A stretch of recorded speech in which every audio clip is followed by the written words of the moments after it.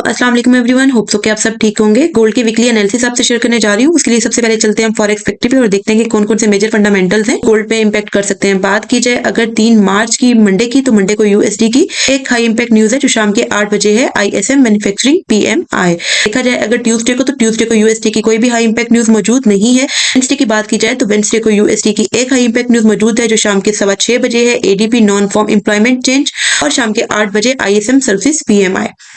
Thursday को देखा जाए तो थर्सडे को यूएसडी की का इम्पैक्ट न्यूज मौजूद है जो शाम के 6:30 बजे है, अनएम्प्लॉयमेंट क्लेम। फ्राइडे को देखा जाए तो फ्राइडे को भी यूएसडी की हाई इम्पैक्ट न्यूज मौजूद हैं जो शाम के 6:30 बजे है, average hourly earning, non farm employment और अनएम्प्लॉयमेंट रेट। रात के 10:30 बजे एक न्यूज है, फेड चेयर पावल स्पीक। ये तो थे वो फंडामेंटल्स जो गोल्ड पे इम्पैक्ट कर सकते हैं। चलते हैं गोल्ड के टेक्निकल चार्ट पे, देखते हैं कि इस वीक गोल्ड हमें कहाँ से अच्छी पॉसिबिलिटीज देगा। ये मैंने वीकली चार्ट ओपन किया और यहाँ पे मैंने कुछ एरियाज की मार्किंग की है। ये वीकली सपोर्ट है, ये भी weekly support and engulf zone है, ये भी weekly support and engulf zone है, weekly resistance and engulf zone है। ये पिछले 8 हफ्तों के बाद फर्स्ट कैंडल मार्केट ने एक रेड क्लोज किया और प्रीवियस वीक की कैंडल को टोटली अपने अंदर इनगल्फ कर लिया है। आपकी जो पॉसिबिलिटीज हैं गोल्ड में वो क्या बन सकती हैं? फर्स्टली तो पॉसिबिलिटी ये है कि मार्केट अगर यहाँ से मजीद सेल आता है तो ये वाला एरिया गोल्ड को एक अच्छी सपोर्ट दे सकता है। गोल्ड यहाँ से वापस भी जा सकता है क्योंकि यहाँ पे जो इम्बैलेंस था गोल्ड का वीकली में उसने ऑलमोस्ट वो फिल किया है। तो अब अगर गोल्ड मजीद नीचे आता है तो ये वाली जो सपोर्ट है यहाँ से हमें एक अच्छी बाइंग पॉसिबिलिटी मिल सकती है। सेकेंडली ये वाली सपोर्ट अच्छी है, यहाँ से भी हमें बाइंग पॉसिबिलिटीज मिल सकती हैं। और थर्डली ये वाली, और मार्केट यहाँ से अगर वापस जाता है, ऊपर जाता है, तो इस वाले एरिया से हमें हमारी सेलिंग पॉसिबिलिटीज मिल सकती हैं। ये तो था वीकली चार्ट। वीकली चार्ट के बाद हम चलते हैं डेली चार्ट पे और देखते हैं कि मार्केट हमें वहां कहाँ से अच्छी पॉसिबिलिटीज देगा। वीकली टाइम फ्रेम के बाद ही मैंने डेली का चार्ट ओपन किया। यहाँ पे मैंने कुछ एरियाज की मार्किंग की है। ये डेली की इनगल्फ एंड सप्लाई जोन है, ये डेली का ब्रेकर एंड इनगल्फ जोन है, ये भी डेली की इनगल्फ एंड सपोर्ट है, ये भी डेली की इनगल्फ एंड सपोर्ट है। फर्स्टली पॉसिबिलिटी तो यही है कि अगर गोल्ड यहाँ से मजीद ड्रॉप लेता है तो ये वाला एरिया बहुत ही इंपॉर्टेंट होने वाला है। इस वाले एरिया से गोल्ड को एक अच्छी सपोर्ट मिल सकती है और हमें एक अच्छी बाइंग अपॉर्चुनिटी भी मिल सकती है। इस वाले एरिया से हम अपनी फर्स्ट बाइंग प्लान करेंगे, सेकंड वाले इस एरिया से और थर्डली इस एरिया से। वाले एरिया पे भी अगर मार्केट जाता है तो इस वाले एरिया से हम अपनी सेलिंग पॉसिबिलिटीज फाइंड करेंगे। डेली के बाद हम चलते हैं H4 में और देखते हैं कि मार्केट हमें वहां पे कहाँ से अच्छी पॉसिबिलिटी देगा। मैंने H4 का चार्ट ओपन किया और यहाँ पे मैंने कुछ एरियाज की मार्किंग की है। हमारे पास फर्स्टली तो ये है कि ये ऑल टाइम का हाई भी है और H4 की एक रेजिस्टेंस भी रहा है। यहाँ पे H4 का ब्रेकर जोन है। फर्स्टली हमें अपनी सेलिंग पॉसिबिलिटी इसी एरिया से फाइंड करनी है। मार्केट अगर यहाँ से इस एरिया में आती है तो यहाँ से ये हमें एक अच्छी सेल पॉसिबिलिटी दे सकता है। बाइंग के लिए हमारे पास ये वाले एरियाज हैं। ये H4 का इनगल्फ जोन है, ये H4 का इनगल्फ एंड आरबीएस है, ये भी H4 की एक सपोर्ट है।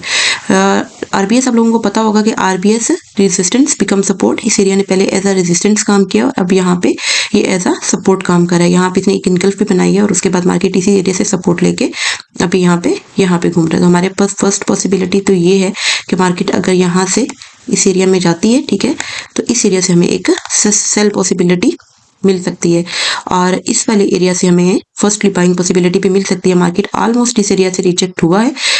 ये H4 का एक बहुत बड़ा एरिया है, 2825 से लेके 2812 तक का ये एरिया बन रहा है। तो हम इसको फिल्टर करके छोटे टाइम फ्रेम में के लिए एक बाइंग पॉसिबिलिटी फाइंड करेंगे।